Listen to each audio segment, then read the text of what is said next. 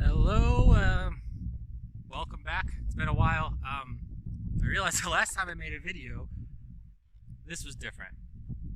So I had a KTM 450 back then, same year, it was actually kind of 2019, but yeah. So that got long-term borrowed involuntarily by someone I don't know, and I ended up having to get a new bike, and I decided to go two-stroke.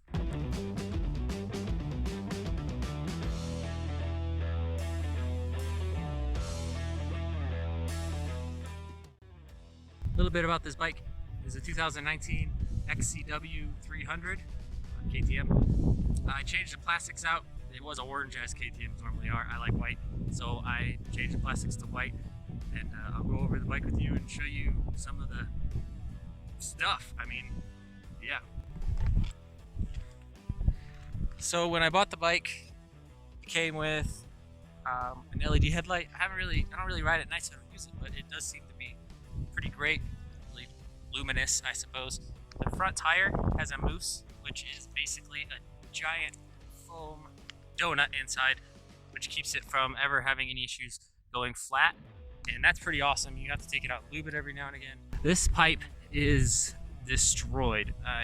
What I did recently is I took it completely off, cut along all the seams, pounded it out with a hammer from the inside out, and then re-welded it with a stick welder. And I'm not very good at that, so that I just threw some silicone over it, and it's falling off. But you know what? The pipe is no longer smashed in. This entire pipe was actually bent in onto the frame and then up into the radiator. So now it's the original shape.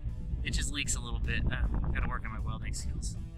Another interesting thing that I've done to this bike, which is inspired by a product called I can't remember, Snake Peg or something.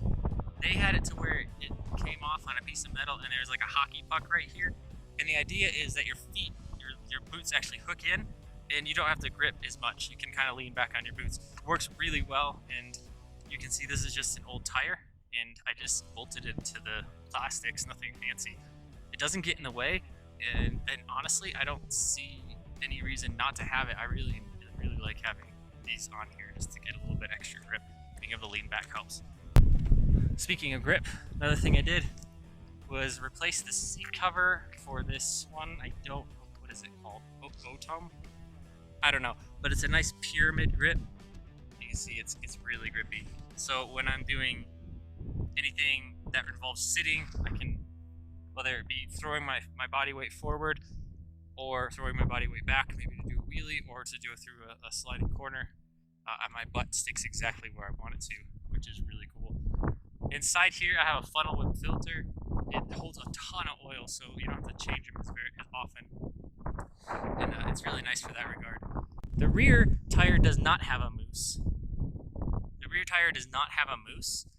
The guy who I bought the bike from thought it was a good idea to put a impenetrable foam donut up front, but not in the rear. I don't think he realized that you're more likely to get a flat in the rear tire. Yeah, so I have what I put in there now is a heavy tube, so it's like a super thick tube, and if I don't get pinch flats or anything, as long as I don't run over any nails, it's pretty much nothing's gonna get through that tube. It's thick.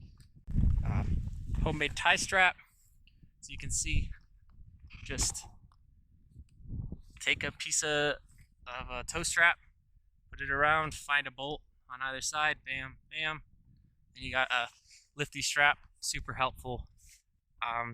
Yeah, brand new plastics, not more than a week goes by, and I loop out a wheelie and end up zip tying it back on. But again, not something I'm worried about. Interesting thing about this bike is these bars are from my 2004 KTM 950, as well as these wraparound hand guards. So what happened? This bike decided to go for a trip down a mountain cliff without me, and bent the bar down. And I had a race coming up, and so I just swapped the bars. It worked out just fine. They're a little bit higher, which I actually was pretty happy about, and I like the wraparound hand guards. So you can see here I have two different grips.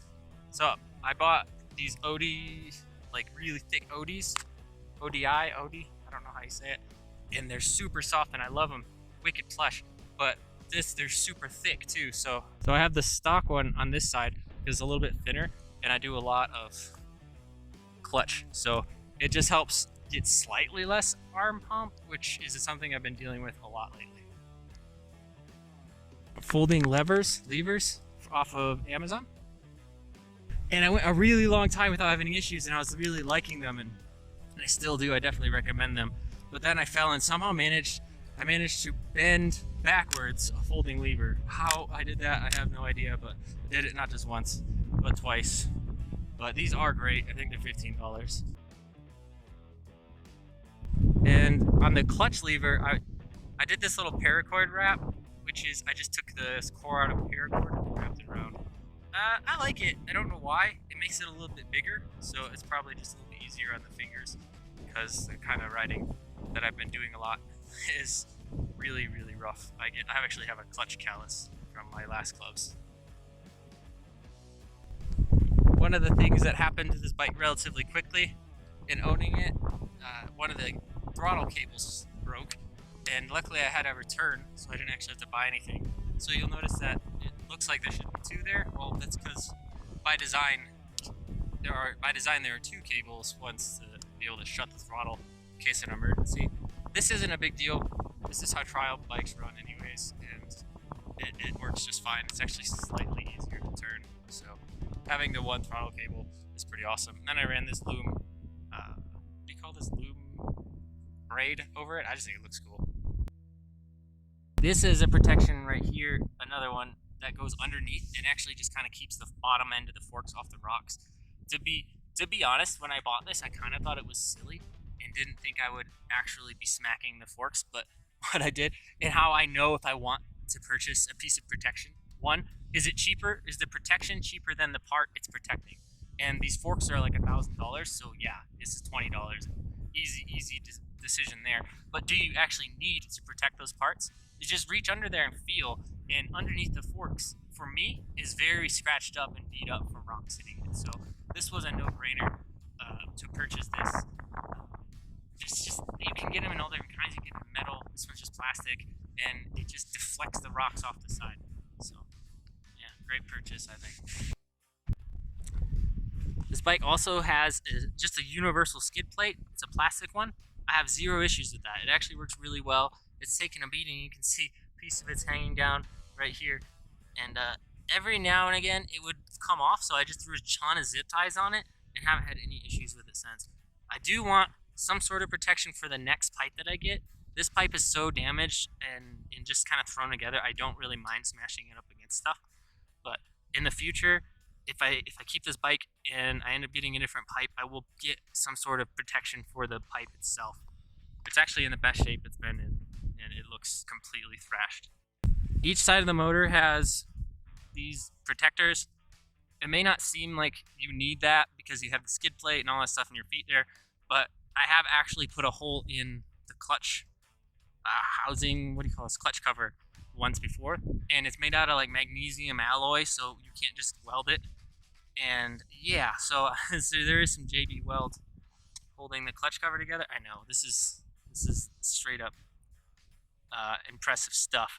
But yeah, what happened was this was set too high, and this fell and pushed into the clutch thing and actually damaged it. You can see, if it'll focus, you can see that there's like little lines from where it's pushed into it, but that's into the plastic. It's okay.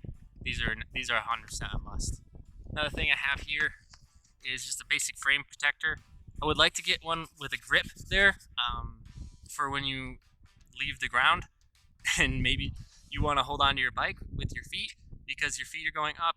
Having some grip here would be really nice. That's something I'll probably invest in or get in the future. I don't have any protection for the swing arms, and yeah, I would not run my hand underneath here without expecting to get a little bit of a cut because rocks hit there a lot. One protection I have back here is for my rear disc brake. You can see it gets used a lot. I've actually had to rebend this back out towards us because it has been pushed into the disc brake by rocks and stuff. So that's really important to have that. And I also have one up front for the front disc. 100% can't ride the way I ride without having disc protectors, unless you feel like replacing these expensive parts a lot. Well, I think that's all I have about the bike. If you have any questions, just let me know. It's pretty much stock. There's nothing done to it. I don't have an FMM pipe. I don't have any of that stuff. I would like to get it reflashed and have a higher compression head, because altitude that I'm at, I get pretty low compression. Like, I think it's like 8 bar. So having a higher compression head would give me the power that 300 is supposed to have. Honestly though, I don't even know, because I've never ridden it at low altitude. But yeah, so anyways, I've talked to you about it, everything, blah blah blah blah blah. It's a bike, man. Let's just go ahead and ride it.